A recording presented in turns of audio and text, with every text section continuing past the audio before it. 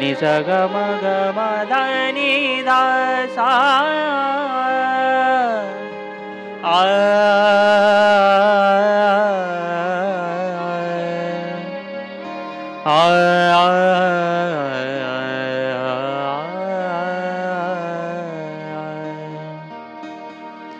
हे प्रभु मुझे बता दो, हे प्रभु मुझे बता दो, चरणों में कैसे आऊं, हे प्रभु मुझे बता दो, चरणों में कैसे आऊं, माया के बंधनों से, माया के बंधनों से अब मुक्ति कैसे पाऊं, हे प्रभु मुझे बता दो, हे प्रभु मुझे बता दो।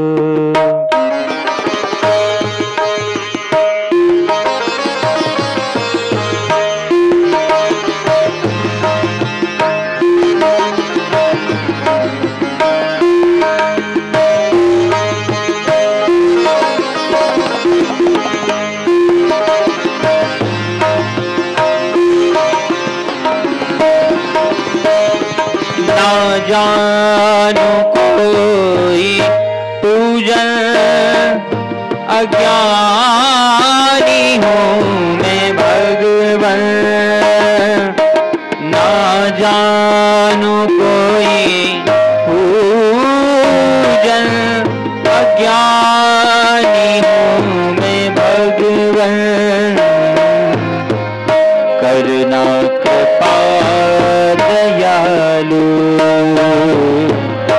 करना कृपा दयालु, तुमको न भूल जाऊं, करना कृपा दयालु,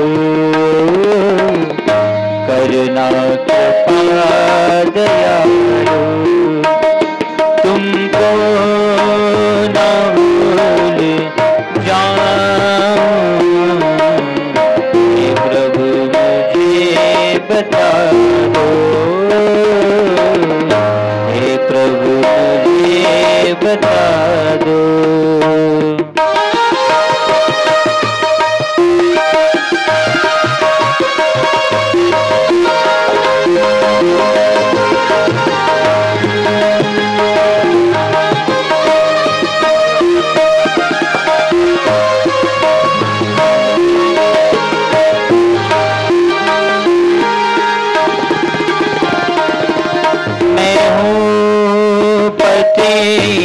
स्वामी तुम हो पतित पावन, मैं हूँ पतित स्वामी तुम हो पतित पावन, अब गुण भरा हृदय में,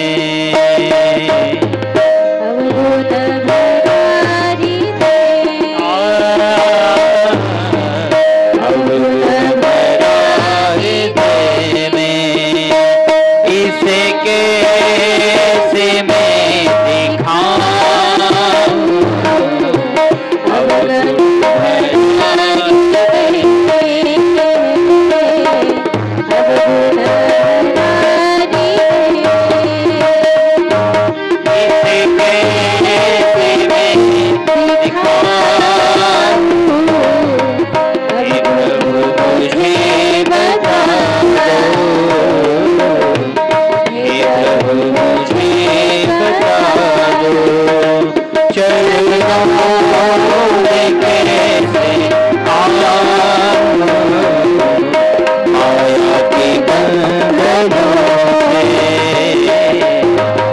माया के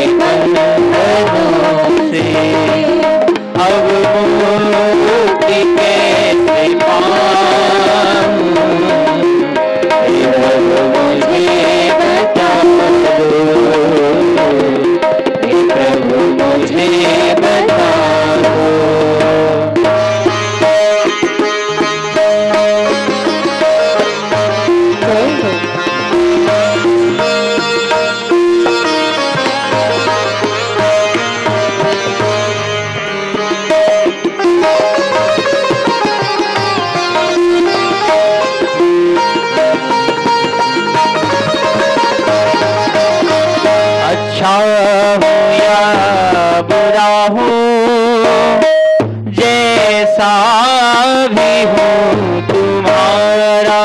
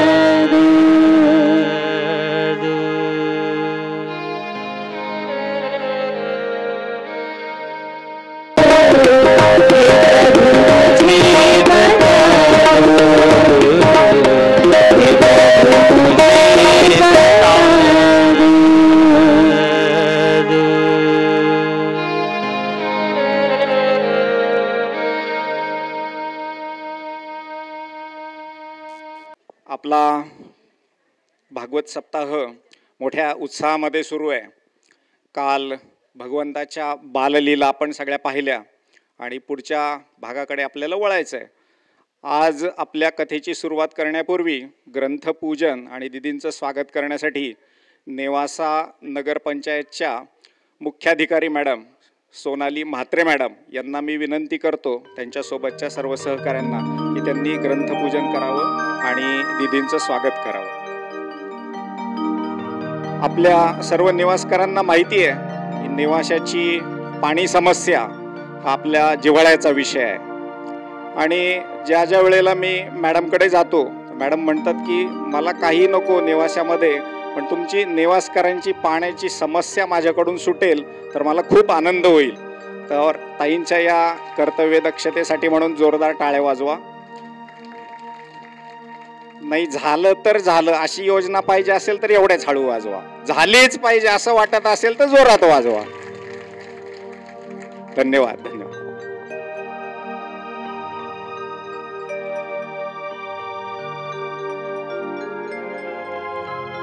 कालच्या कथेमध्ये आपण श्रीकृष्णांच्या लीलांचं वर्णन ऐकलं आणि आज भगवंताच्या विवाह सोहळ्यासाठी आपण सगळेजण जमलेलो आहोत. आणि विवाह सोहळा म्हटलं की काय पाहायचं विवाहामध्ये, तर आपल्या सगळ्यांना माहिती आहे, कन्या वरेते रूपम, माता वित्तम, पिता श्रुतम, बांधवा कुलमिच्छन्ति, मिष्टान्नम इतरे जना. आपण सर्व वऱ्हाडी आहोत, तर आपलं काम फक्त या विवाह प्रसंगी काय मिष्टान्न आहे, कुठल्या रसांचं आहे असं नाही, तर दीदींच्या सुमधुर वाणीतून आपण भक्ती रसामध्ये न्हावून निघणार आहोत. मोठ्या उत्साहामध्ये आपण हा विवाह सोहळा ऐकणार आहोत. मॅडम सोबत तृप्तीताई तळेकर मॅडम ह्या त्यांच्या सहकारी आहेत, त्यांचं देखील स्वागत.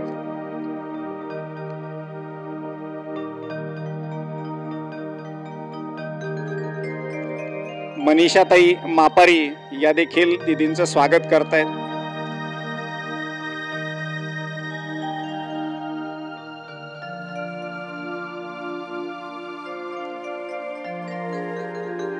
नेवासा नगरपंचायतचे अधिकारी आणि त्यांचे सर्व सहकारी यांचे अत्यंत आभार.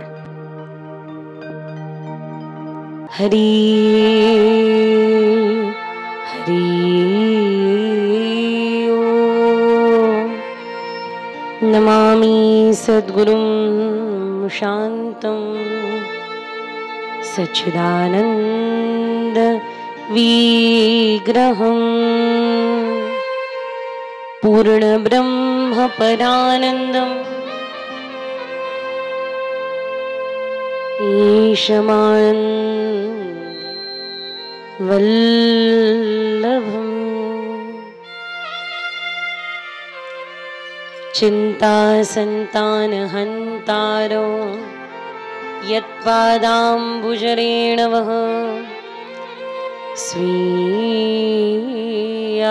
तन्निजाचार्यान् प्रणमामि मुहुर्मुहुः. यदनुग्रहतो जन्तुर् सर्वदुःखादिगो भवेत् तमहं सर्वदा वन्दे श्रीमद्वल्लभ नन्दनो. अज्ञानतिमिरान्धस्य ज्ञानाञ्जनशलाकया चक्षुरुन्मीलितं येन तस्मै श्रीगुरवे नमः.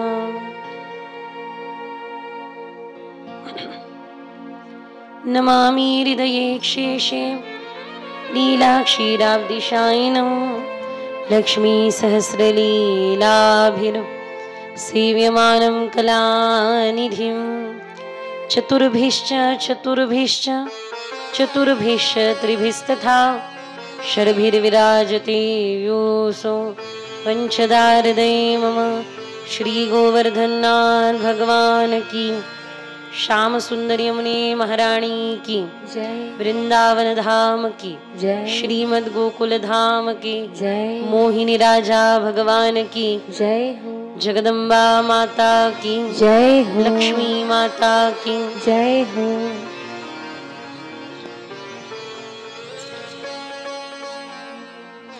भक्ताभिलाषा चरितानुसारी दुग्धादि छोरी नयशो विसारी कुमारता नंदित भूषणानी मम प्रभु श्री गिरिराजधारी मम प्रभु श्री गिरिराजधारी.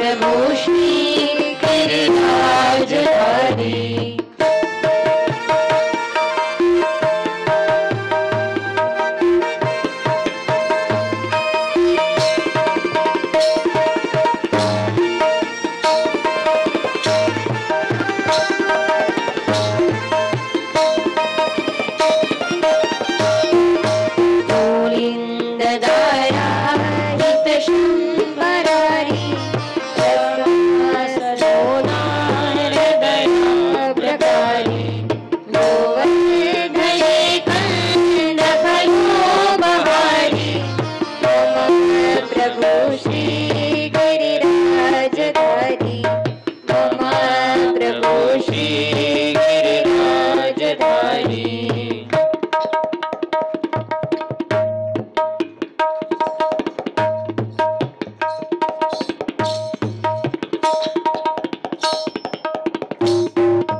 ब्रजेन्द्र सर्वाधिक क्षेम कलिंद जातूल त्रिकूलहारी कुमारिका कामकला विकारी वृंदावनी घोरन वृंदचारी प्रभु श्री गिरिराजधारी प्रभु श्री गिरिराजधारी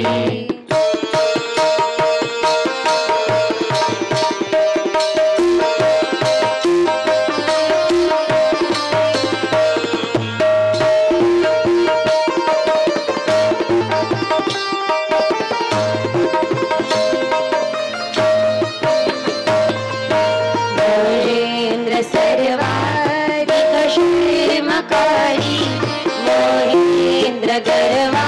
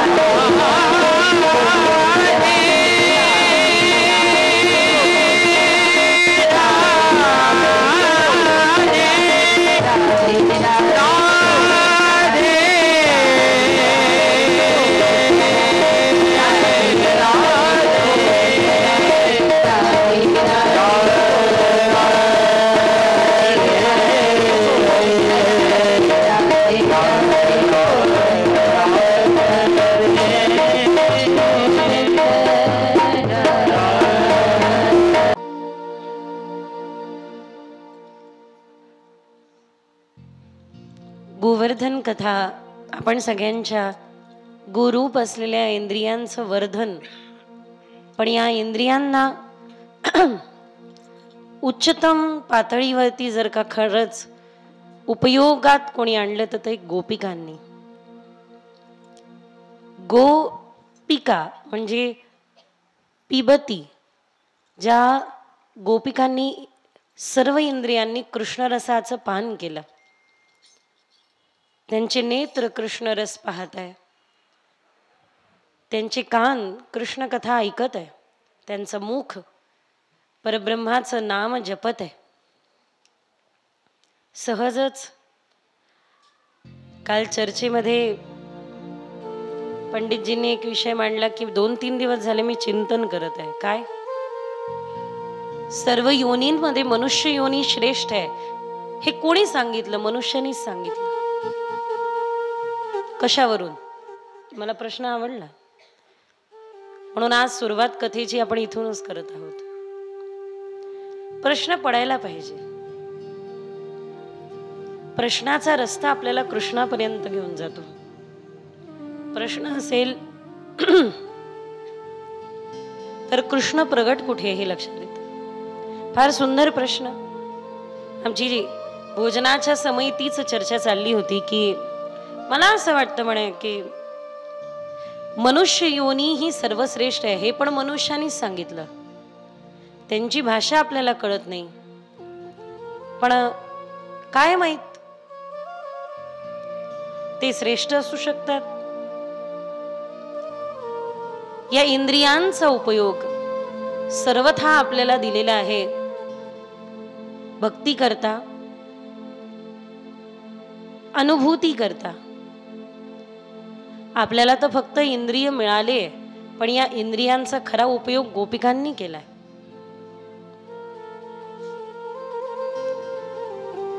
गो म्हणजे इंद्रिय, पी म्हणजे पिबती. ज्या गोपिका सर्व रसाने केवळ कृष्ण रस पितात, मग त्या गोपिका सर्वश्रेष्ठ आहे. ज्यांनी आपल्या इंद्रियांचा सदुपयोग केला, मग तो मनुष्य असू दे अथवा कोणताही प्राणी. पंढरपुराला जाताना माऊलीची ध्वजा खांद्यावरती घेऊन फिरणारा हिरा अश्व, तो देखील दिव्य झाला. त्या अश्वाला देखील समाधी देण्यात आली, कारण त्यांनी आपल्या आहे तेवढ्या सर्व इंद्रियाने संत सेवा केली. सर्वथा या इंद्रियांचा सदुपयोग करणारा व्यक्ती श्रेष्ठ आहे. सर्वथा या इंद्रियांनी योग्यतम पाहणारा, योग्यतम अनुभव करणारा, योग्यतम स्थितीला पोहोचणारा अथवा सेवा या इंद्रियांद्वारे करणारा तो श्रेष्ठ आहे. लक्ष द्या.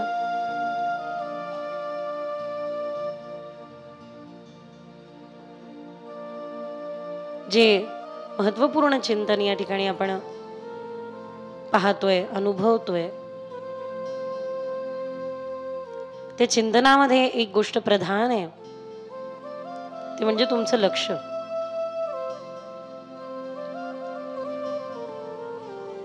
लक्ष समोर असेल तरच समोरचा प्रस्तुत होणारा देव कळून येईल. इथे ब्रह्मानंद आणून उभं जरी केलं किंवा ब्रह्मानंद आणून नाचला जरी, पण तुमचं लक्ष त्याकडे नसेल तर उपयोग काय?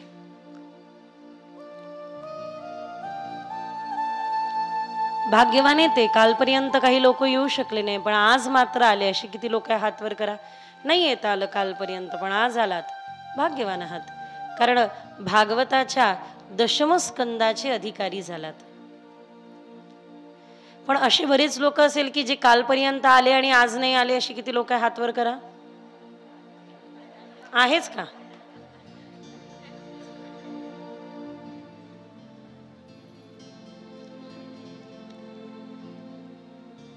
कालपर्यंत आलात आणि आज नाही आलात म्हणजे हात वरती करून तुम्ही सिद्ध करत आहात की शरीराने तर आलात पण मन कुठेतरी ठेवून आलोय. आज आपल्या कथेमधला दशमस्कंदाचा अतिशय महत्वपूर्ण प्रसंग आहे, ज्याचं नाव आहे रास पंचध्येयी. त्यामुळे एक गोष्ट सांगू इच्छिते, आज तरी कमीत कमी आपल्या मनाला या ठिकाणी असू द्या, आज तरी आपल्या मनाला इथे जोडा. रुक्मिणी स्वयंवरामध्ये देवाचा आणि आईसाहेबांचा विवाह होणार आहे. रुक्मिणी मातेचं आणि भगवान गोपालकृष्णाचं लग्न लागणार आहे, पण आपली आणि देवाची लग्न लागणार आहे. लगन एकदा का लग्न लागली, हा बिलकुल, लगन तुमसे लगा बैठे जो होगा देखा जाएगा. दुनिया वेगळ्या चालीत म्हणते, एक फार विशेष चाल आहे, ती मला फार आवडते आणि मी आजपर्यंत कुठे नाही ऐकली ती. हा अगदी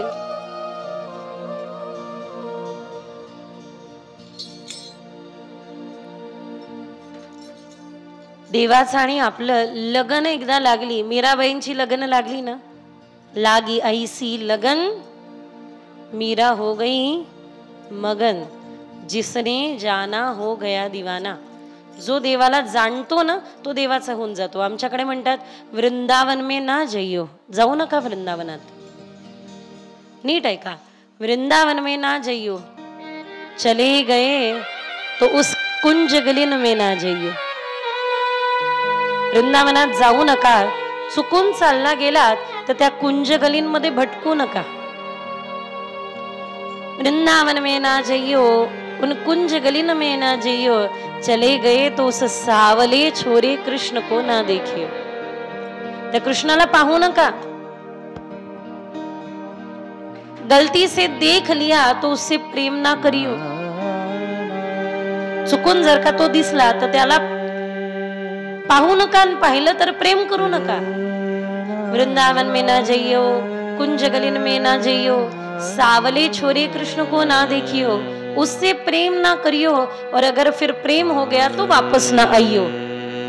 जर त्यावर प्रेम झालं तर मग वापस येऊ नका, कारण तो असं करून सोडतो, एकदा मुख दाखवतो आणि लपतो, आणि मग असं करून सोडतो ना संसाराचं ठेवतो ना आपलं करतो. अशी लगन लागते.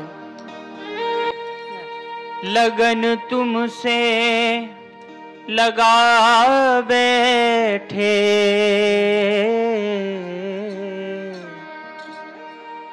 लगन तुमसे लगा बैठे, जोगा देखा जाएगा. लगन तुमसे लगा बैठे, जो होगा देखा जाएगा. लगन तुमसे लगा बैठे, जो होगा देखा जाएगा. तुम्हें अपना, तुम्हें अपना, तुम्हें अपना बना बैठे, जोगा देखा जाएगा. लगन तुमसे लगा बैठे, जो होगा देखा जाएगा.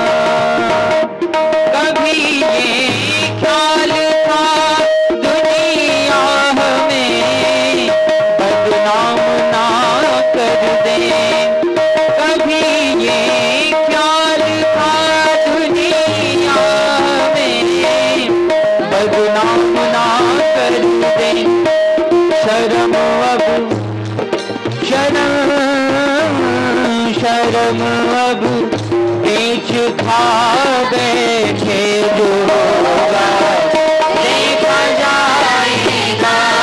जन्म अब बीच था बैठे जो होगा देखा जाएगा।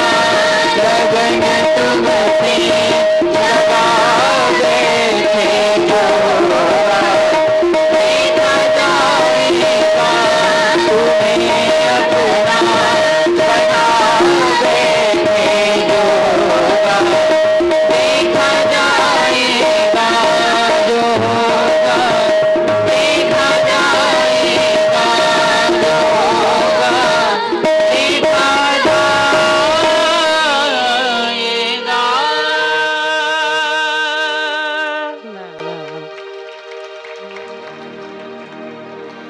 सुंदर. भगवान गोपाल कृष्ण एकदा पांडवांना म्हणताय की पांडवांनो, गंगा स्नान करण्याकरता 25,000 दैत्य प्रवृत्ती आडव्या येतात. भीमसेन हसले. भीम म्हणतात देवा काही सांगता. पहा, मी गंगेच्या तटावर उभं राहतो, कोण कोणाला आडवं येतोय मी स्वतः पाहतो. पूर्ण बलानिशी प्रतिज्ञा घेऊन भीमदादा गंगेच्या तटावर उभे झाले आणि पाहत बसले. लोक येत गेले, स्नान करत गेले. वापस येऊन भगवान गोपाल कृष्णाला म्हणतात की देवा, बसल्या बसल्या पुड्या सोडायला काही वेळ नाही लागत नाही तुला. म्हणजे तुम्ही काय म्हटलात सकाळी सकाळी? चॅलेंज मी ऍक्सेप्ट केलं होतं. गंगेच्या काठावर दिवसभर उभं होतो, लोक येत गेले, स्नान करत गेले, कोणीही कोणाला आडवं आलं नाही. तुम्ही काय म्हणले? गंगा स्नान करण्याकरता 25,000 दैत्य प्रवृत्ती आडव्या येतात, कोणी आलं नाही कोणाला आडवं. लोक येत गेले, स्नान करत गेले. मी म्हटलंच होतं कोणी आलं आडवं की मी त्याला माझ्या गदेचा चांगला प्रसाद देईल. बरं, मग भगवंतांनी भीमदादांना प्रश्न केला, सकाळपासून संध्याकाळपर्यंत गंगेच्या तटावर होतात, तुम्ही गंगा स्नान केलं?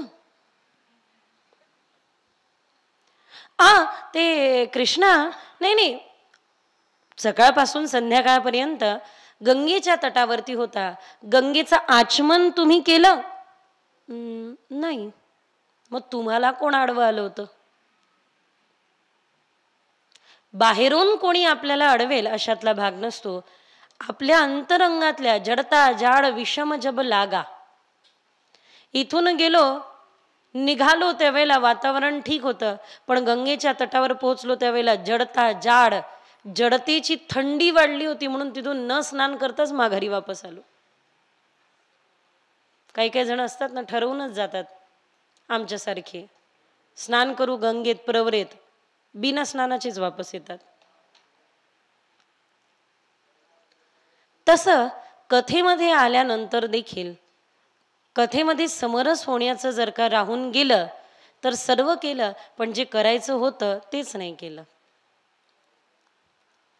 कथेमध्ये आल्यानंतर विशेषतः आजचा दिवस, कारण आजच्या दिवशी आपण पाहणार आहोत रास पंचाध्यायी.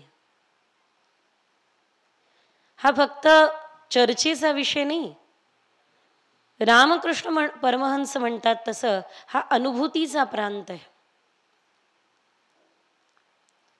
भगवंताने स्त्री शरीर दिलंय, धन्यवाद द्या, कारण या स्त्री शरीरामध्ये अधिक मर्यादा असते. आज राहिली नाही हा विषय वेगळा. या स्त्री शरीरामध्ये अधिक मर्यादा असते. या स्त्री शरीरामध्ये अधिक आपल्याला जबाबदारी असल्या कारणाने आणि बालवयापासून बघा संस्कार कधी ना कधी बोलतात.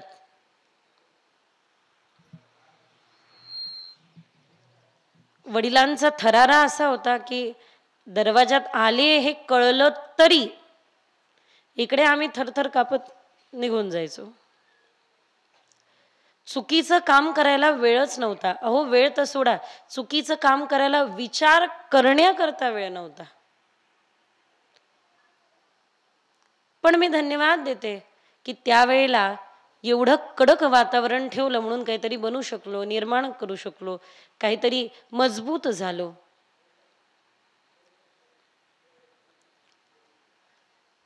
स्त्री शरीर धन्यवाद द्या देवाला की मान्य आहे की स्त्री शरीरामध्ये वेद वाचण्याचा अधिकार नाही. मान्य आहे की उद्धाराकरता फार सुंदर मी चिंतन ऐकलं की इकडे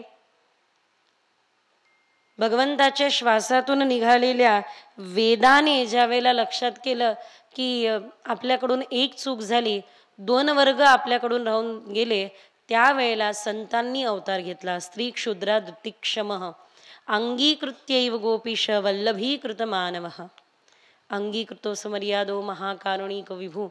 आता विषयच निघाला आहे, तर मग आमची जी गायत्री आहे त्या गायत्रीचं श्रवण आपण सगळ्यांनी करा.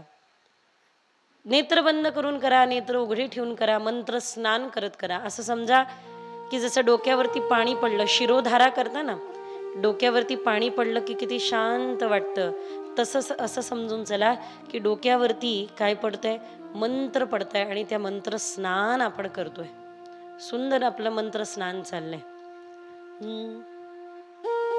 प्राकृत धर्मानाश्रयम् अप्राकृत निखिल धर्म रूपमिति निगम प्रतिपाद्यं यत्र शुद्धं साकृतस्तोमि कलिकालतमश्चन्न दृष्टित्वा विदुषामपि सम्प्रत्य विषयस्तस्य महात्म्यं समभूद्भुवि दयया निज महात्म्यं करिष्यन् प्रकटं हरि वाण्या यदा तदा स्वास्यं प्रादुर्भूतं चकारहि तदुक्तमपि दुर्बोधं सुबोधं स्यात् यथा तथा तन्नामाष्टोत्तरशतं प्रवक्ष्यामि किलागरुत् ऋषिरग्निकुमारस्तु नाम्नं चन्द्यो जगत्यसो श्रीकृष्णस्य देवतां च बीजं कारुणिकप्रभु विनियोग भक्तियोग प्रतिबन्ध विनाशने कृष्णाधरामृतस्वाद सिद्धिरत्र न संशय आनन्द परमानन्द श्रीकृष्णस्य कृपानिधि दैवोद्धार प्रयत्नात्मा स्मृति मात्रार्तिनाशन श्री भागवत गुणार्थ प्रकाशन परायण साकार ब्रह्मवादैक स्थापको वेद पारग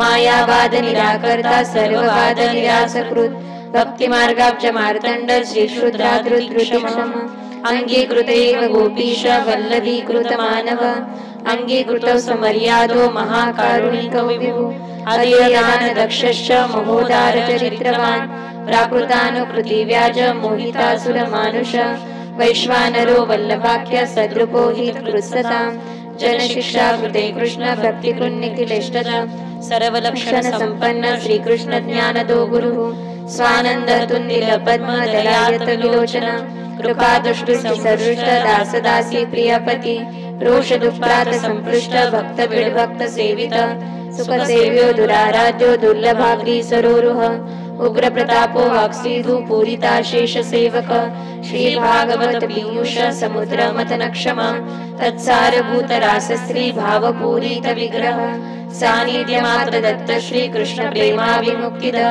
रासलीलैक तात्पर्य कृपयेत कथाप्रदः वीरहानुभवेकार्थ सर्व त्यागोपदेशक भक्त्याचारोपदेष्टाच कर्म मार्ग प्रवर्तक यागादो भक्ति मार्गैक साधनोपदेशक पूर्णानंद पूर्णकामो वाक्प्रतिर्विबुधेश्वर कृष्ण नाम सहस्रस्य वक्ता भक्त परायण भक्त्याचारोपदेशार्थ नाना वाक्य निरूपक स्वार्थोचिता किल प्राण प्रिय सादृश वेष्टित स्वदासार्थ कृताशेष साधन सर्वशक्ति ध्रुव भुवि भक्ति प्रचारेक कृते स्वन्वय कृत्पिता स्ववंशे स्थापिता शेष स्वमहात्म्य स्वयापः पतिव्रता पतिपार लौकिकैकदानकृत् निगूढ हृदयोऽनन्य भक्ते शून्यापिताशयः उपासनाति मार्गाति मुक्त मोह निवारक भक्ति मार्गे सर्व मार्गे वैलक्षण्यानुभूतिकृत पृथक् शरण मार्गोपदेष्टा श्री कृष्ण हार्दवीर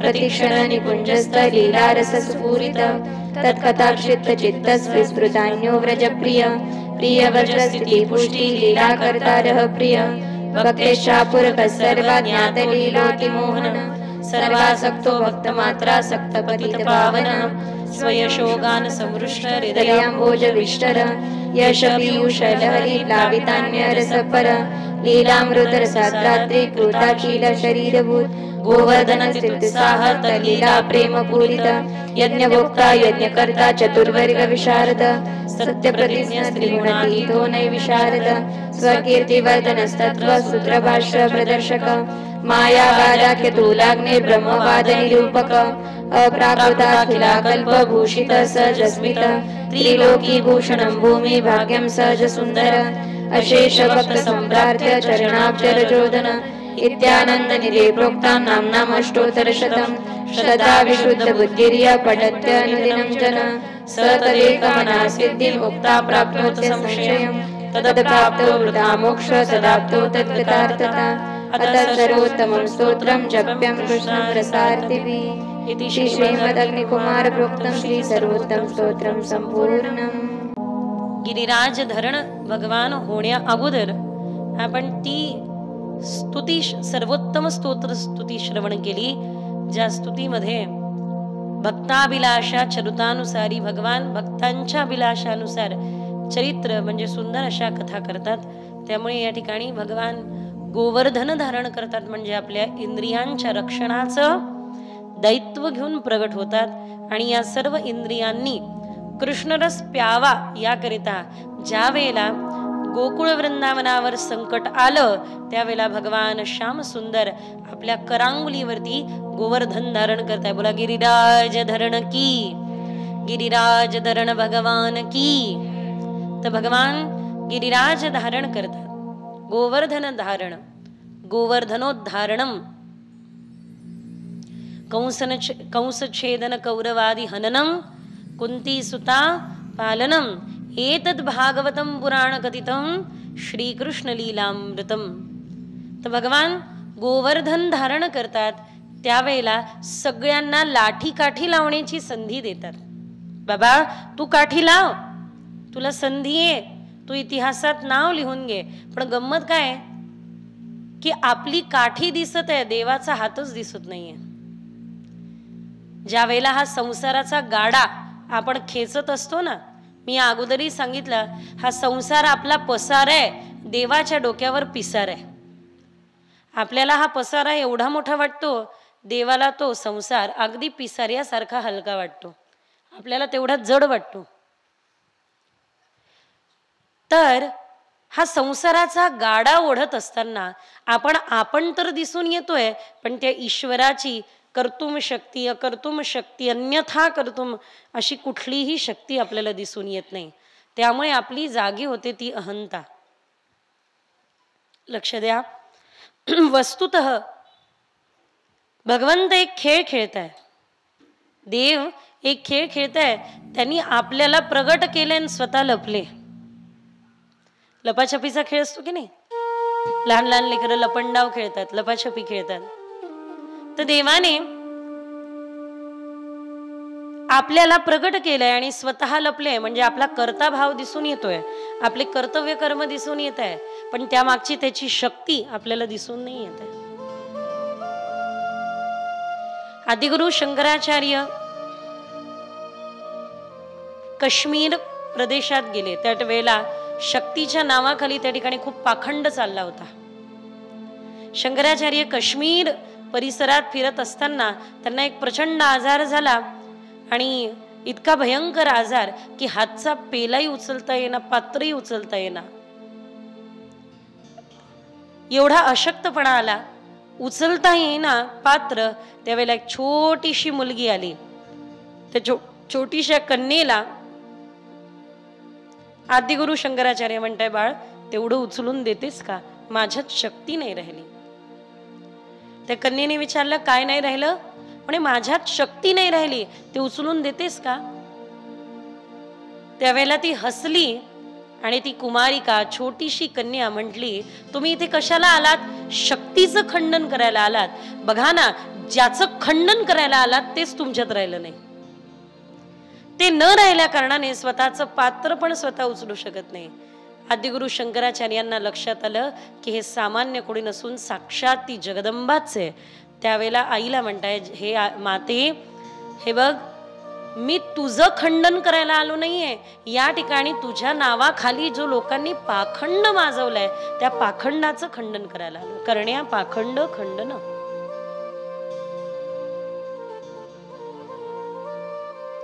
रामानुजाचार्यांनी त्यानंतर ब्रह्मवाद मांडला. साकार ब्रह्मवादैक स्थापको वेद पारग. हे बघा, संतांनी वेद मार्ग सांगितला, शास्त्राचा मार्ग अवलंबन करायला सांगितला, पण मात्र वेदांचा वाचन ब्राह्मण आदी करू शकतात, पण 2 मात्र वर्ग राहून गेले, स्त्री क्षुद्र. आणि त्यावेळेला माऊली प्रगटतात, त्यावेळेला श्री महाप्रभूजी प्रगटतात, हे संत प्रगटतात आणि या 2 वर्गांचा उद्धार करतात. तसे तर चतुर्वर्ग आहे, पण पंचवर्ग म्हणायला हरकत नाही. स्त्रींना कुठे घेत नाही. आपण असं म्हणतो ना, ते आता शिक्षकाची पत्नी, मास्तराची पत्नी मास्तरीन, वकिलाची पत्नी, डॉक्टराची पत्नी, ब्राह्मणाची पत्नी ब्राह्मणी. अच्छा, बामणी. बरं, बाबा होते आमचे, त्यांना कोणी वामन अवताराचा प्रश्न केला. समजा वामन अवतारामध्ये बलिराजाला का पाठवलं, तर बाबा म्हणायचे, हे बघ, वामन आहे बामन, तू कशाला लावतो लामन.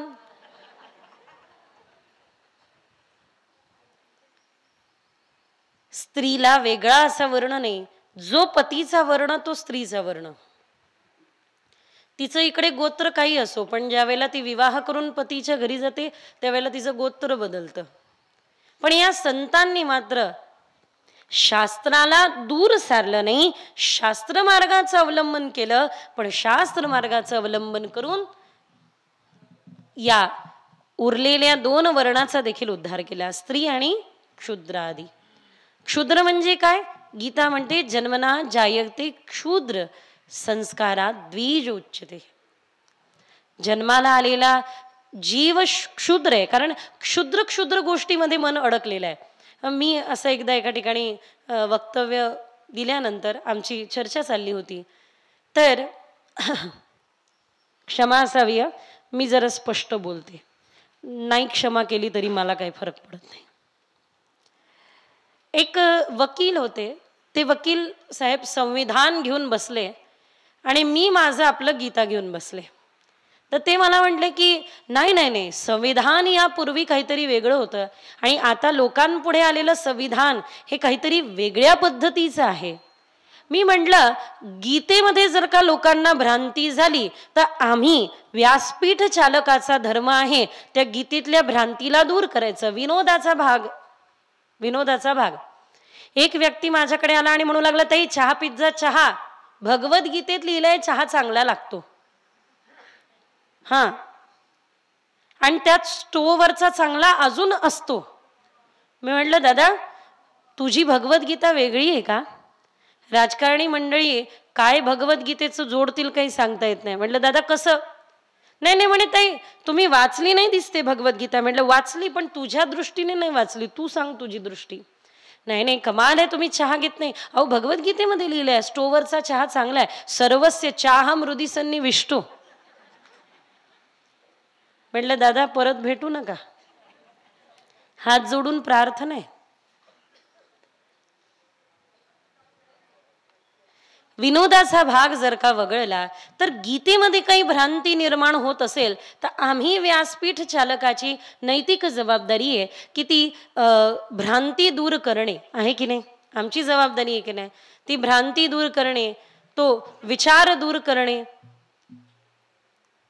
समोर बसलेला व्यक्ती, मी त्यांना एकच म्हणत होती की जर तुम्हाला कुठेतरी लोक संविधानाचं वेगळं असं अर्थ घेत आहे किंवा वेगळा उपयोग घेत आहे किंवा वेगळा त्याचा गैरफायदा घेत आहे असं तुम्हाला लक्षात येत असेल तर संविधान संपूर्ण भारत ज्यांनी चाललंय त्याची भ्रांती दूर करणे आणि नीट असं ज्ञान लोकांपुढे आणणं ही तुमची जबाबदारी आहे की नाही. मग त्यावेळेला मला ते म्हणले की नाही तुम्ही म्हणताय गीतेमध्ये चतुर्वर्ण ही व्यवस्था आहे, चतुर्वर्ण व्यवस्था आहे बरोबर, मग असं का म्हटलंय म्हणे की ब्राह्मणस्य मुखमासीद, ब्राह्मण मुख आहे, क्षत्रिय भुजा आहे, वैश्य दंड काय हा, आणि क्षुद्र पाय असं का म्हणले? म्हणे तुम्हीच तर भेद करत आहात चतुर्वर्गामध्ये. म्हणे तुम्ही भेद केला, ब्राह्मणांना मुख दिलं आणि क्षुद्र आदींना चरण दिलं, असं का वर्णभेद तुम्ही केला? मी त्यांना म्हटलं, दादा एक विनंती करू, मला सांगा, आमच्या विराट पुरुषाचं वर्णन अशा पद्धतीने केलेलं आहे की ब्राह्मणस्य मुखमासेत, ब्राह्मण मुख आहे. विराट आमच्या पुरुषाचं वर्णन असं केलंय, पण विराट पुरुषाला दाखवलं कसं? उभं दाखवलंय की शेषावरती शयन केलेलं दाखवलंय? जरा उत्तर द्या ना. जर आमच्या विराट पुरुषाचं वर्णन ब्राह्मणस्य मुखमासीत जरी होत असेल तरी मात्र आमच्या त्या विराट पुरुषाला कायम उभं नाही दाखवलंय, ते दाखवलंय शेषावरती शयन केलेलं. याचा अर्थ काय? चारही वर्ग शयन केलेल्या अवस्थेमध्ये भगवंताच्या एका रांगेमध्ये बसलेला आहे, हे आम्हाला तुम्हाला सांगायचंय, बाकी काही नाही. आता स्वाभाविक आहे, ब्राह्मणाचं काम मुखातून आहे, विद्येचा प्रचार प्रसार हे काम मुखातून आहे. क्षत्रिय भुजा आहे, कारण भुजा का तर हाताने देवदेश धर्माचं रक्षण त्यांना करायचंय.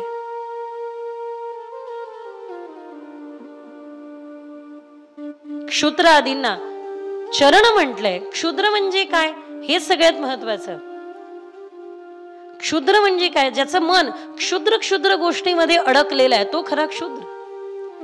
ब्रह्मस्य जानाति इति सह ब्राह्मण. जो ब्राह्मण तो आहे जो ब्रह्म जाणण्याचा प्रयत्न करतो, जो ब्रह्म जाणण्याची चेष्टा करतो.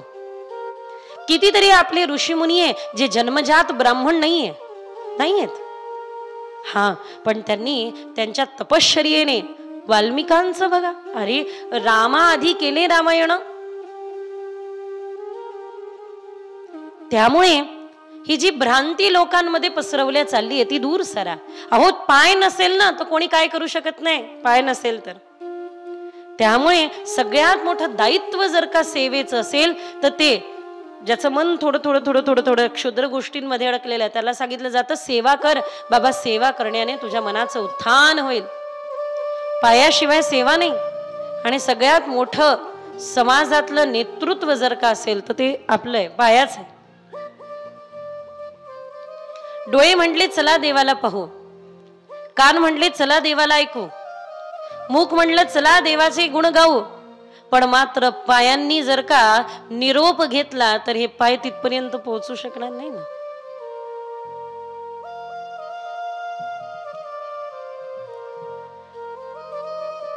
आमच्या विराट पुरुषाला नेहमी आडवं योग निद्रेमध्ये दाखवलेलं आहे, शेष शयन दाखवलेलं आहे. कारण आम्ही सगळ्या एकाच पंक्तीमध्ये बसवले सगळे.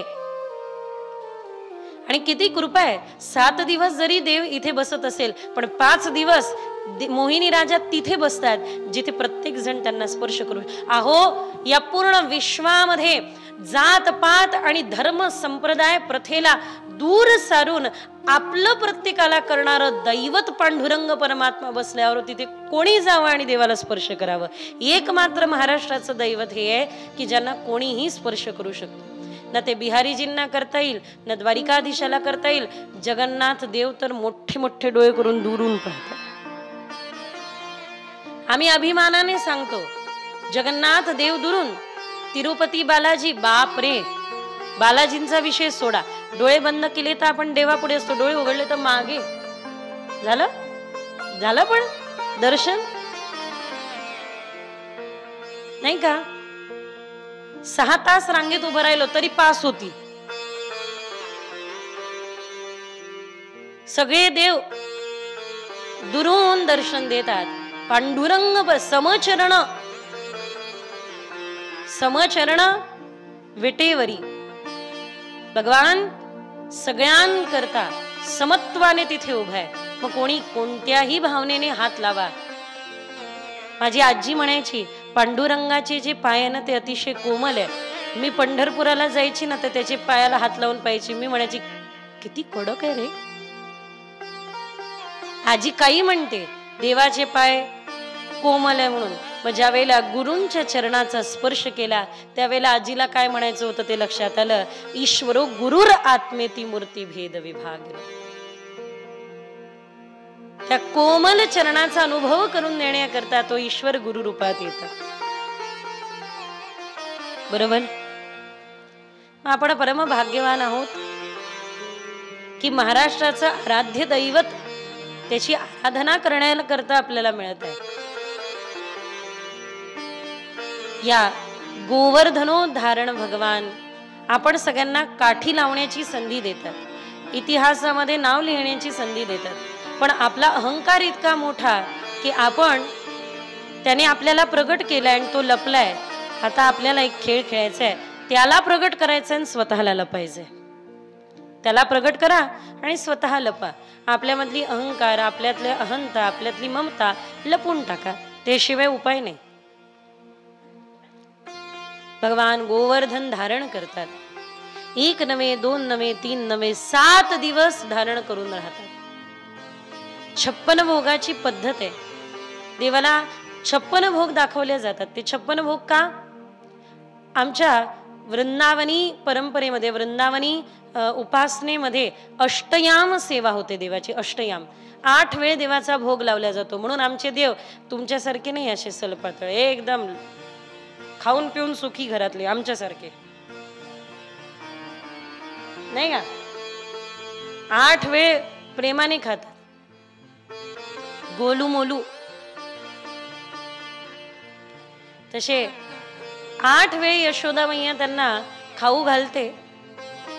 7 दिवस गोवर्धन धारण करून राहिले म्हणून ते 8 दिवसाचा भोग लावायचा राहिला ना, तर 7-8 असं 56 भोग केला. हाताने टाळी वाजवा, सगळ्यांनी मिळून भजन म्हणू. आवो आवो, मारवाडी भजन आहे पण सोपं आहे. हाताने टाळी वाजवा, मुखाने सगळ्यांनी म्हणा. आवो आवो सावरिया बेगा आवो, जी मोजी भोग लगावो, हे 56 भोग तयार जी. उतारा उमारा उमारा टाबरिया करी मनोहर जी, हमारा टाबरिया करे मनोहर जी.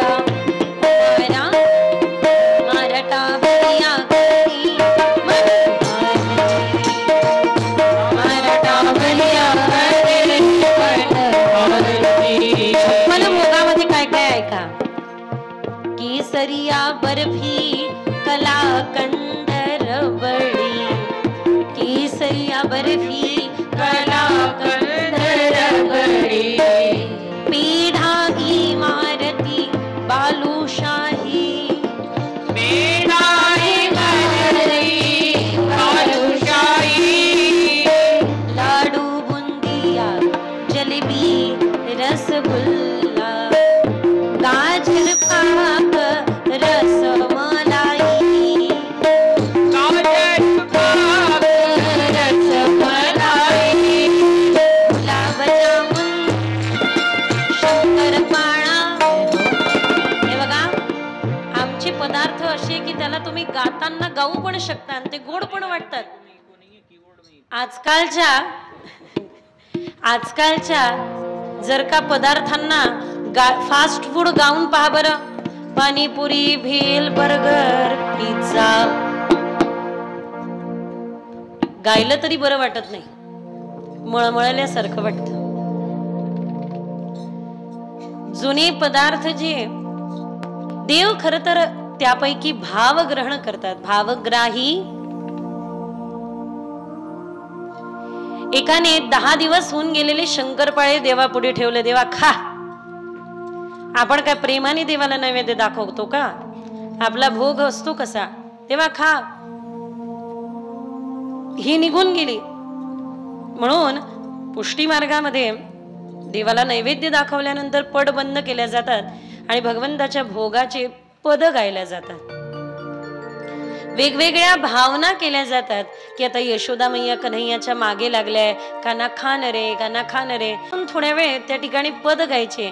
भाव भावना ही असू द्या की कधीतरी हे भाव असू दे की आज यशोदा मैया नंदलालला खाऊ घालताय आणि नंदलाल पूर्ण घर, लहान लेकरू कसं खातनेन पूर्ण घरभर फिरतन, मैया कशी मागे मागे लाला खा रे, अरे लाला खा रे, अरे खा ना रे.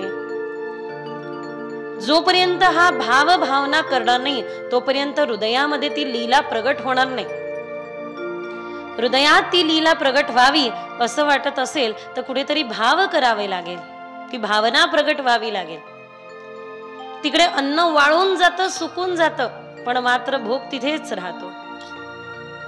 नाही ऐसा न हो. देवाला खाऊ घालताना हा विचार करा की कधीतरी देव खात आहे, असं देव चाटून पुसून खात आहे आणि ते सगळं असं पसरत आहे, सगळं हाताला लागलंय आणि त्याला असं चाटत आहे. एक फार सुंदर पद आहे. त्या पदामध्ये असं म्हटलं जातं की द्वारकेहून, क्षमा असावी, द्वारकेमध्ये जे देव आहेत त्यांना यशोदा मैयाचे स्मरण होते. का? यशोदा मैया पान खाऊ घालायची देवाला, पण कशी खाऊ घालायची? लाला लहान आहे, त्याने पान खाल्लं पाहिजे म्हणून पहिले स्वतःच्या मुखात घ्यायची, त्याला चावायची. राधारमणजींच्या सेवेमध्ये पंडितजी असतात त्यावेळेला ते पद इतके गोजीरवाणे असतात की ऐकता ऐकता डोळे बंद करून समाधी लागते. खरं की लाला छोटेसे, त्यांना पान चावता येणार नाही म्हणून द्वारकेमधल्या देवाला पान खाण्याचं सुख मिळत नाहीये, त्यांना पानाचं सुख ब्रजामध्ये. कारण यशोदा मैया पहिले आपल्या मुखात ते पान धरते, ते चावते आणि चरबीत बिडा देवाच्या मुखात टाकते की देवाला काही ऋतू नाहीये, काही त्रास होऊ नये. देवाच्या सुखाचा विचार करावा. मी कधी कधी पाहत असते एवढी गरमी आणि देवाला कसे कपडे घालून देते, एकदम भरजरीन, त्याच्यात तो मुकुट. घालू का तुम्हाला एवढा मोठा मुकुट डोक्यावर, फिरा दिवसभर घरी, मग दाखवा मला. तो बसत नसतो डोक्यावर तरी मात्र तो कसा करून बसवायचा जोरदार. तुम्हाला माहितीये व्रजामध्ये अंगठ्याचा पण स्पर्श होऊ देत नाही देवाच्या सेवेत. जर अंगठ्याचा स्पर्श झाला तर वेगळा भोग दाखवावा लागतो. देवा क्षमा, तुम्हाला थोडा त्रास झाला. आणि आपल्याकडे हा हा हा हा बस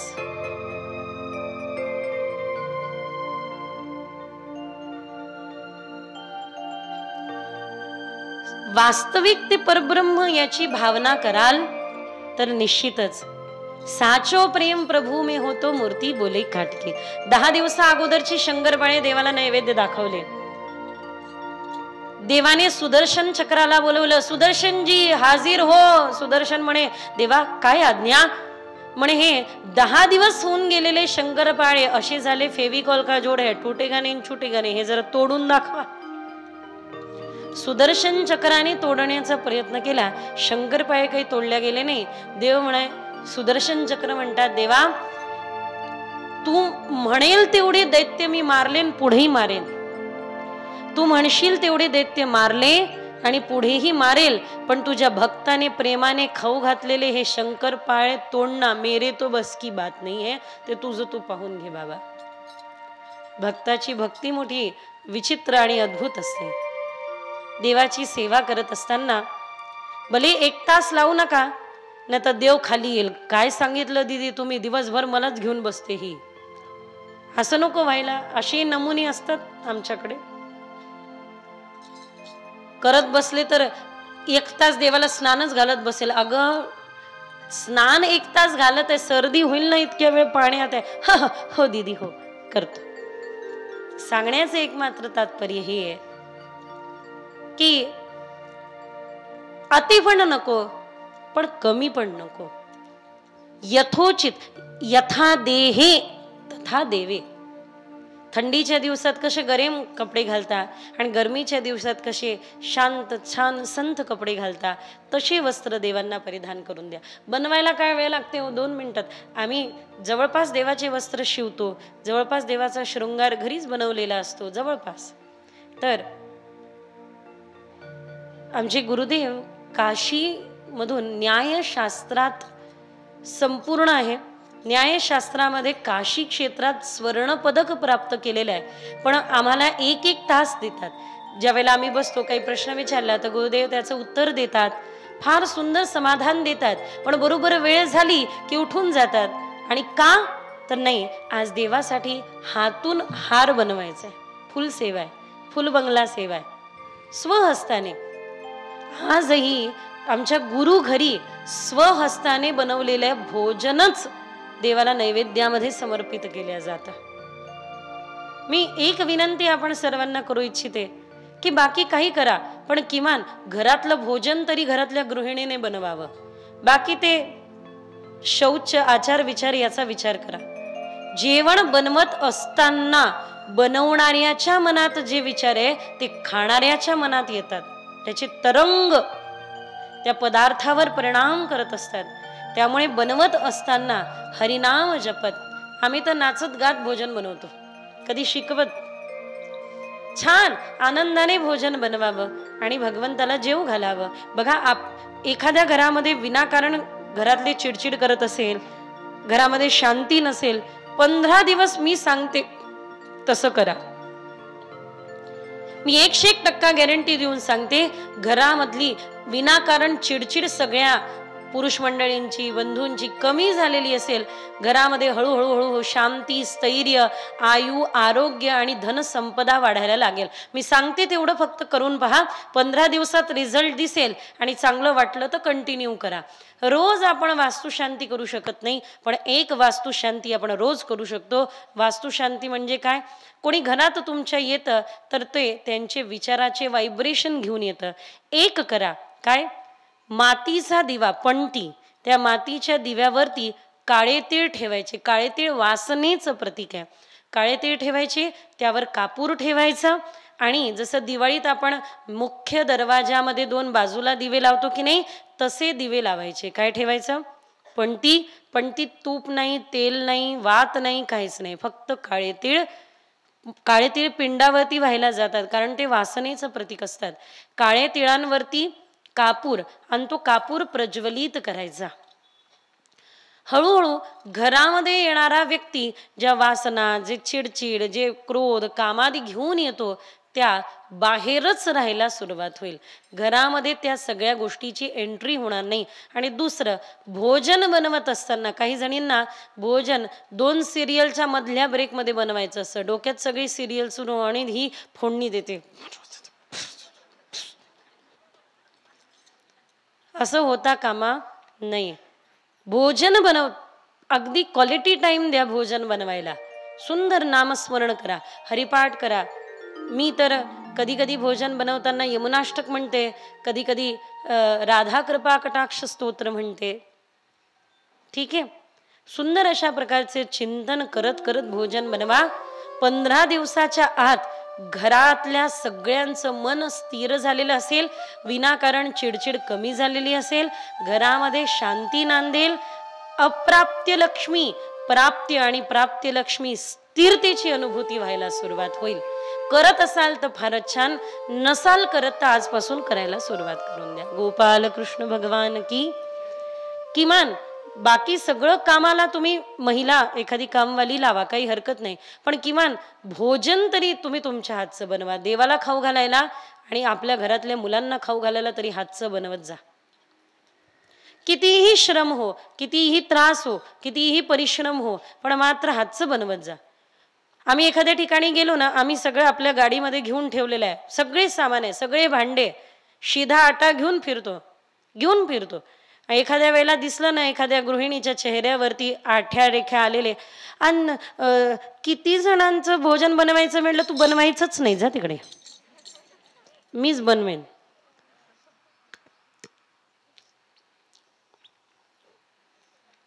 हे तरी थोडंफार ठीक तोंड केलं मी, ते तोंड तर पाहावेसे वाटत नाही.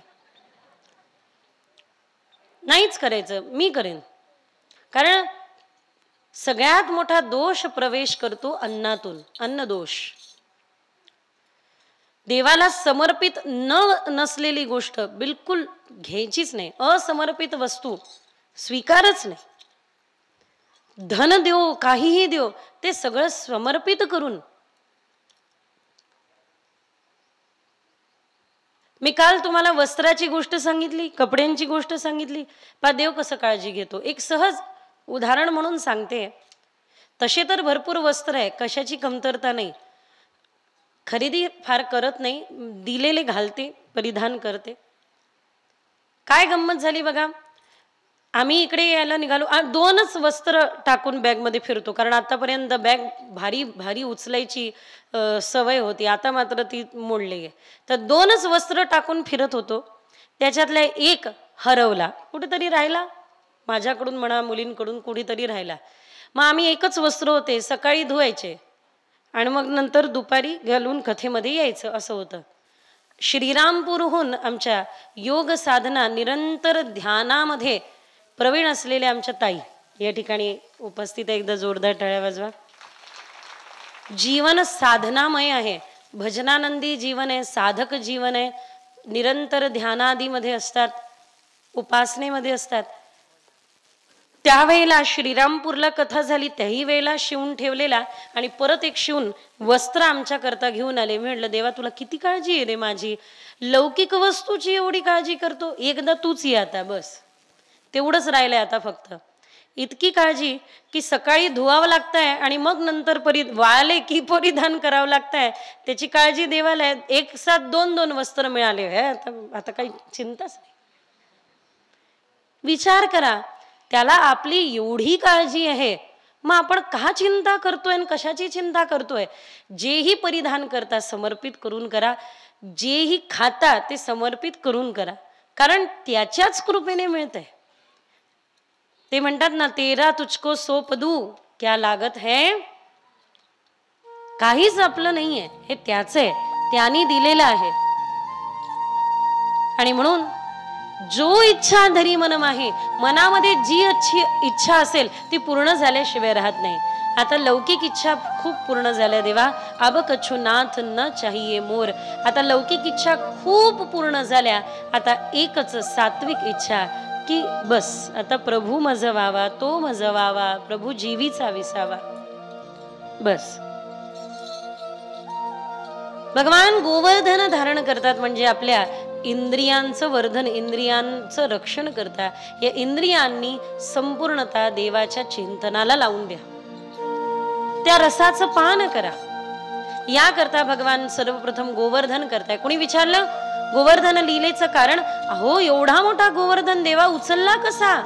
देव उत्तर देतात, कछु माखन ते बलबढ्यो, कछु ग्वालन कीन सहाय, आणि श्री राधा रानी की कृपा ते गोवर्धन लिओ उठाय.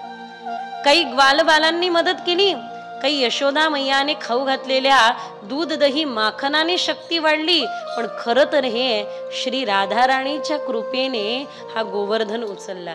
देव पहिल्याच दिवशी नियंत्रण करू शकले असते इंद्राने केलेल्या वर्षेवर, कारण इंद्र पूजा केली नाही म्हणून इंद्राने वर्षा केली ना, म्हणून देवाने गोवर्धन धारण केला ना. हे असंच सहज झालं असतं, एकाच दिवसामध्ये देवाने गोवर्धन खाली ठेवलं असतं तरी जमलं असतं, पण पुढे राधाराणी होत्या ना. देव पाहण्यात इतके गुंग झाले श्री राधा राणींकडे की 7 दिवस उचलून गोवर्धन झालेले हे देवाला पताही लागलं नाही. श्री राधा राणी असं परत परत संयोग कधी येतील की श्रीजी समोर आहे आणि त्यांच्याकडे एकटक पाहता येईल. कारण जर श्रीजींना पाहायला गेलं तर कधी सखियामध्ये यायच्या, जर श्रीजींना पाहायला गेलं तर लोकलज्जामध्ये यायची. श्याम सुंदराने हीच संधी साधली, 7 दिवस एकटक श्रीजींच्या दर्शनाचा आनंद घेतला. श्री राधा रानी की कृपा ते गोवर्धन लिओ. अशा प्रकारे मुनींद्र वृंद वंदिते त्रिलोक शोक हारिणी प्रसन्न वक्त्र पंकजे ब्रजेंद्र सोनु संगते कराकरीश सिंह कृपाक्ष भजन.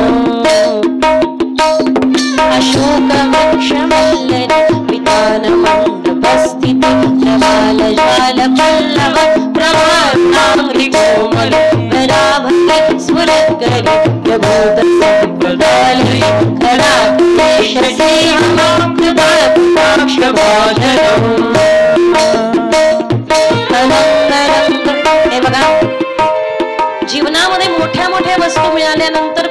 आनंदी होत नाही. आपण छोट्या छोट्या गोष्टींनी प्रसन्न होऊन जाऊया. ही स्तुती भगवान महादेव स्वतः करताय आणि प्रार्थना करताय. आमच्या जीवनातलं सगळ्यात मोठं सुख ते आहे ज्या वेळेला हे राधा राणी तुम्ही आमच्यावरती कृपा कटाक्ष कराल. ही ती स्तुती आहे जी स्वतः महादेव श्री राधा राणींना पाहून करताय की एकदा तरी तुमचा कृपा कटाक्ष माझ्याकडे असू द्या. हाताने टाळी आणि मुखाने सगळ्यांनी मिळून रासलीलेचा प्रसंग सुरू करण्या अगोदर सुंदर सगळ्यांनी श्री राधा राणींचं चिंतन करूया. अशेष हाव भाव धीर हीर हरघोषिते प्रभु शांत कुंभ कुंभ कुंभी कुंभ सुस्तरी प्रशस्त मंदः सचूर्ण पूर्ण सौख्य सागरी कलाकरीश सिंह मां प्रभा कटाक्ष भाजनं कलाकरीश सिंह मां प्रभा कटाक्ष भाजनं.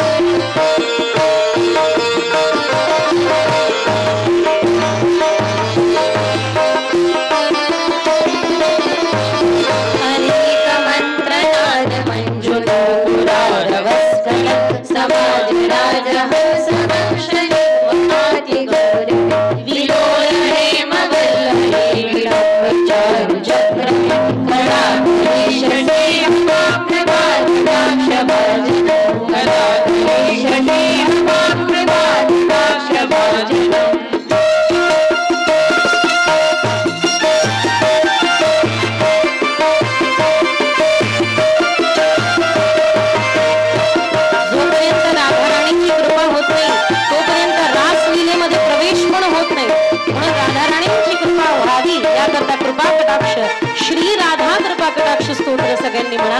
दोन्ही हाताने टाळी वाजवा.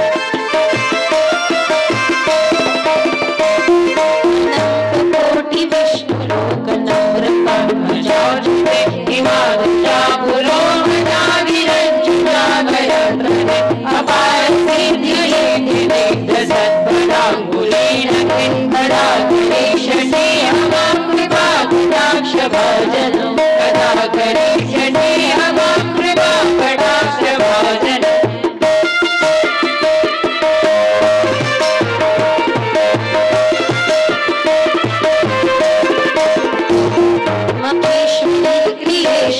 स्वरेश्वरी सुरेश्वरी त्रिवेद भारतेश्वरी प्रमाण शासनेश्वरी रमेश्वरी शमेश्वरी प्रमोद पालनेश्वरी ब्रजेश्वरी ब्रजाधिपेक्षी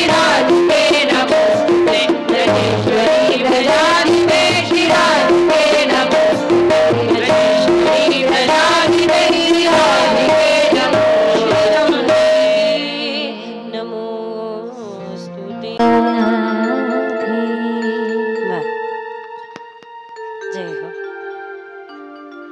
भगवान गोवर्धन खाली ठेवतात. गोवर्धन लीला पूर्ण होते. यानंतर अनेको लीलांचं वर्णन प्रस्तुत आहे.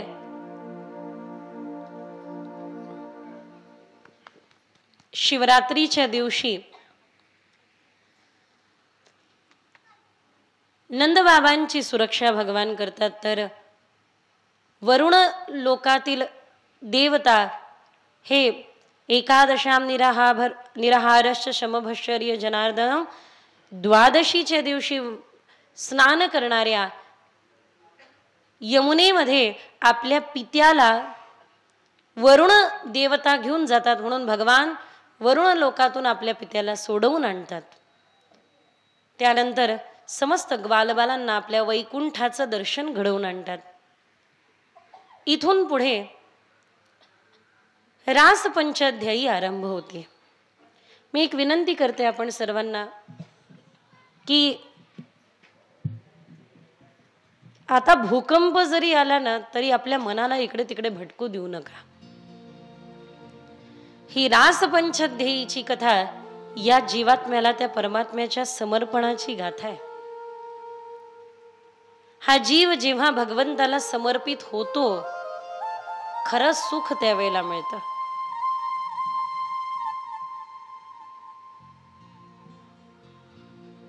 मी एका भक्तीचं नाव घेते. ती भक्ती कोणी केली, ते भक्तीचे आचार्य कोण? तुम्ही सुज्ञ श्रोता आहात, समजदार आहात, जाणकार आहात, म्हणून मी तुम्हाला विचारते. नवविधा भक्ती आहे आणि नवविधा भक्तींचं विभाजन 3-3-3 असं करूया. 3 त्रिक 9. तर 3 भक्ती नामप्रधान आहे, 3 भक्ती रूप प्रधान आहे आणि 3 भक्ती भावप्रधान आहे. श्रवणम, कीर्तनम, स्मरणम या नाम प्रधान आहे. नामाचंच श्रवण होतं, नामाचंच कीर्तन होतं, नामाचंच स्मरण होतं. दास्यम, सख्यम, पादसेवनम या माझ्या विचारानुसार रूप प्रधान आहे. कारण जोपर्यंत रूप समोर नाही तोपर्यंत दास्य कसं, सख्य कसं आणि चरण सेवा कशी. त्यानंतर वंदनम, वंदना, अर्चना आणि आत्मनिवेदनम या भाव प्रधान आहे. 3-3-3 विभाजन जर का केलं तर नाम प्रधान, रूप प्रधान आणि भाव प्रधान. सगळ्यात पहिले श्रवणम. श्रवण भक्ती कोणी केली? हा राजा परीक्षितीने श्रवण भक्ती केली. श्रवणम. पुढे कीर्तनम. कीर्तन भक्ती कोणी केली? नारदांनी. कोणी सांगितलं? वा, जोरदार टाळ्या. सगळ्यात पहिले परीक्षिती. एकदा जोरदार टाळ्या. कीर्तनम नारद भक्ती नारदांनी.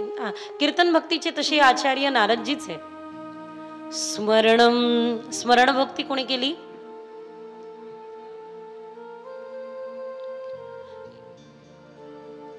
बरोबर आहे, बरोबर आहे. हा, भक्त प्रल्हाद जे स्तंभातून नारायण प्रगटल्यानंतर स्मरण भक्ती मागताय. स्मरण भक्ती भक्त प्रल्हादानी केली. पुढे चरण सेवा. चरण सेवा कोणी केली? पाद्य सेवनम. इतिहासामध्ये कोणी सांगितले? लक्ष्मी आणि लक्ष्मी आणि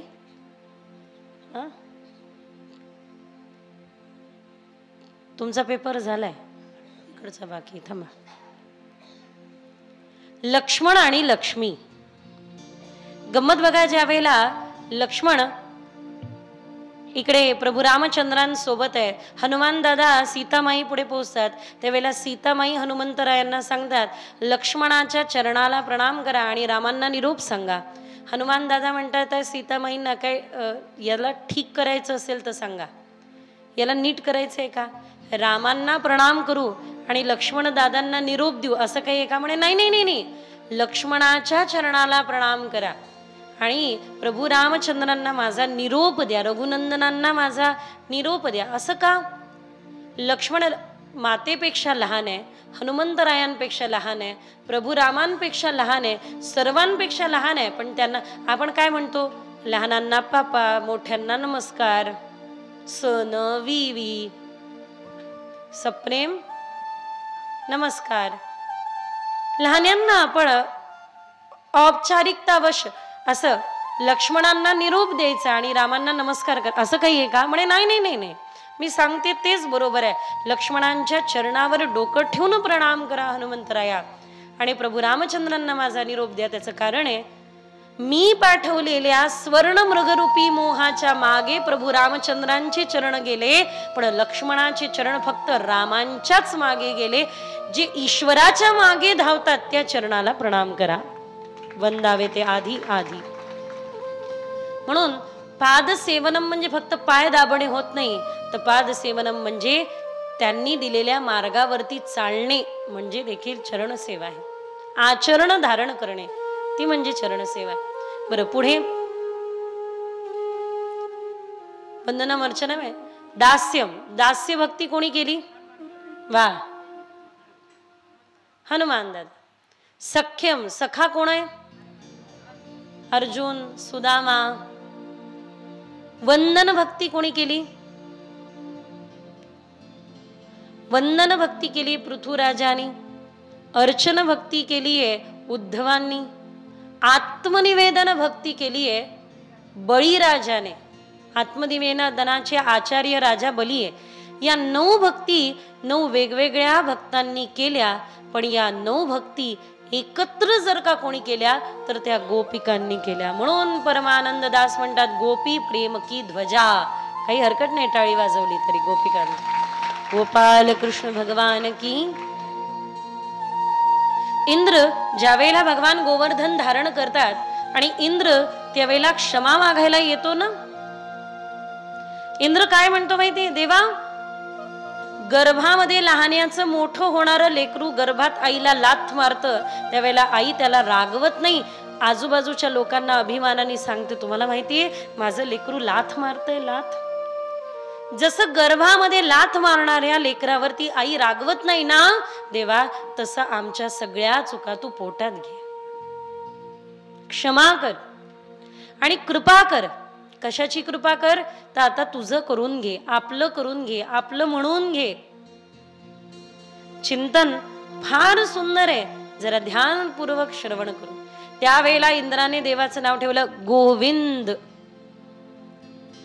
मी इंद्र असेल देवतांचा, पण तुम्ही गौमातेमध्ये इंद्र आहात, गोविंद. गोपिका भगवंत गोपिकांचे गोपाल झाले, गोविंद झाले, घनश्याम झाले, मनमोहन झाले. गोपिकांचं सर्वस्व गोविंद आहे, कृष्ण आहे. चला तर रासलीलेमध्ये प्रवेश करण्या अगोदर स्वतःला एक समजावून सांगू की या क्षणी ना आपण स्त्री आहे ना पुरुष आहे. कारण गोपी हा भाव वेश नाही. कोण म्हणतं पुरुष गोपी भावात रंगू शकत नाही? रंगले ना, तुकोबराय रंगले, ज्ञानोबराय रंगले, निळोबराय रंगले, सूरदास रंगले, परमानंददास, कुंभनदास, चतुर्भुजदास या संतांनी त्या गोपी भावाचा अनुभव केलाय. गोपी ही अवस्था आहे, गोपी वेश नाही. आज आमच्या वृंदावनामध्ये अनेको मुली गोपी ड्रेस घालून फिरतात. गोपी वेश नाही, अहो गोपी भाव प्रवेश केल्यानंतर अवस्था काय होते. कपाळावरती टिळा लावल्याने आणि तो गोपीचा वेश धारण केल्याने आपण गोपी होत नाही. गोपी ही स्थिती आहे. ज्यांचं सर्वस्व एक मात्र गोपाल कृष्ण झाले, ती स्थिती म्हणजे गोपी अवस्था आहे.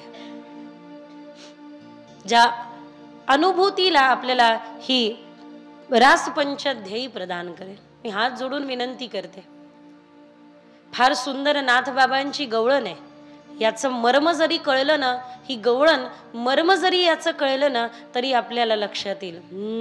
वेडी पिशी झाले तुझ्या वेणुनादे, वेडी पिशी झाले तुझ्या वेणुनादे, तुझ्या वेणुनादे कान्हा तुझ्या वेणुनादे, तुझ्या वेणुनादे कान्हा तुझ्या वेणुनादे, वेडी पिशी झाले मी तुझ्या वेणुनादे.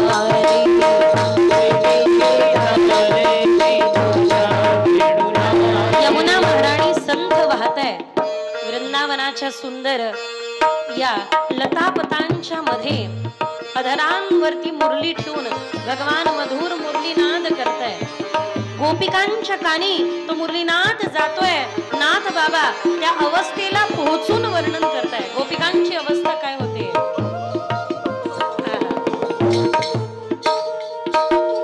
अंगणी मी नाहत होते फिरली माझी नहाणी, अंगणी मी नाहत होते, मी नाहत होते अंगणामध्ये. तेवढ्यात अंगणी मी नाहत होते फिरली माझी नहाणी, तुझ्या मुरलीचा ध्वनी आला माझ्या कानी, तुझ्या मुरलीचा ध्वनी आला माझ्या कानी. तशीच मी उठून आले केस माझे ओले, तशीच मी उठून आले केस माझे ओले, वेडी पिशी झाले मी तुझ्या वेणुनादे, वेडी पिशी झाले मी तुझ्या वेणुनादे, तुझ्या वेणुनादे कान्हा तुझ्या वेणुनादे, तुझ्या वेणुनादे कान्हा तुझ्या वेणुनादे, वेडी पिशी झाले तुझ्या वेणुनादे, वेडी पिशी झाले मी तुझ्या वेणुनादे, वेडी पिशी झाले मी तुझ्या वेणुनादे.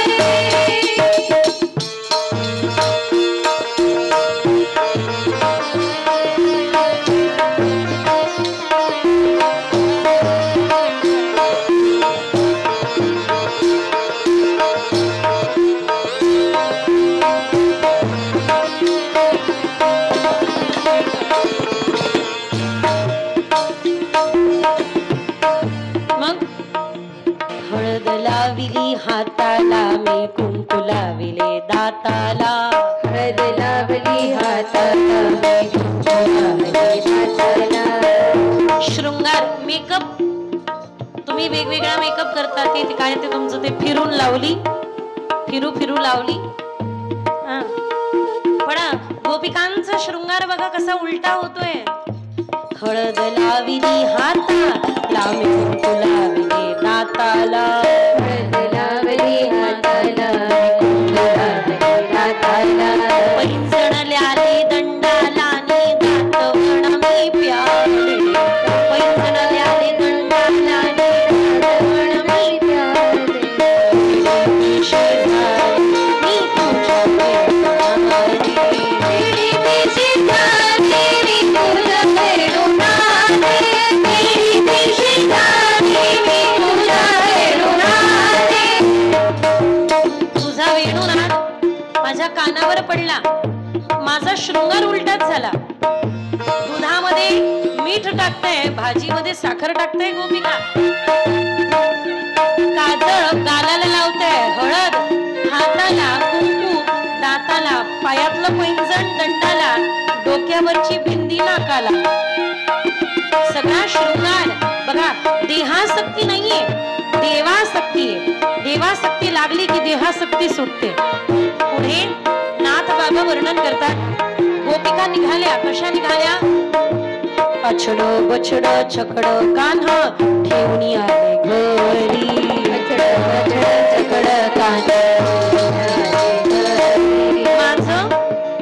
अछड बछड छकड म्हणजे नाथ बाबा 3 मुलांविषयी म्हणताय का? मोठं लहान मधलं नाही. नीट या गवळणीचं चिंतन करा. मी जे चिंतन केलं मी ते तुम्हाला सांगेल. तुम्हाला काय वाटतं कोण आहे हे 3 जे गोपिका घरी ठेवून आल्या म्हणजे विसरून आल्या? हे 3 काय आहे ज्या तिघांना विसरूनच रासलीलेत प्रवेश होतो? लोक रासलीलेमध्ये दोष शोधतात. अरे ज्या रासलीलेमध्ये गुणच नाहीये दोष काय मिळणार? काय आहे हे 3 ज्या विसरून गोपिका निघाल्या? अछड बछड छकड कान्हा ठेवणी घरी. अछड बछड छकड कान्हा ठेवणी घरी. सासू नीर नडदा जावा जाच घरी. सासू नीर नडदा आमचा छोटासा लाला आहे ना, तो इतका छान नाचतो. आमचा युवराज एका ठिकाणी महाराजांच्या कीर्तनाला जातो, वीणा हातात घेतो. ते महाराज त्याला जावईच म्हणतात त्या आमच्या लेकराला. पण मग महाराजांना आठवलं, अरे मुलगीच नाही तर जावई कसा?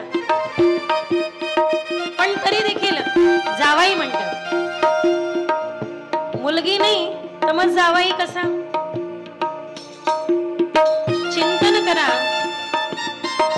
जिथे गुण नाही तिथे दोष कसा?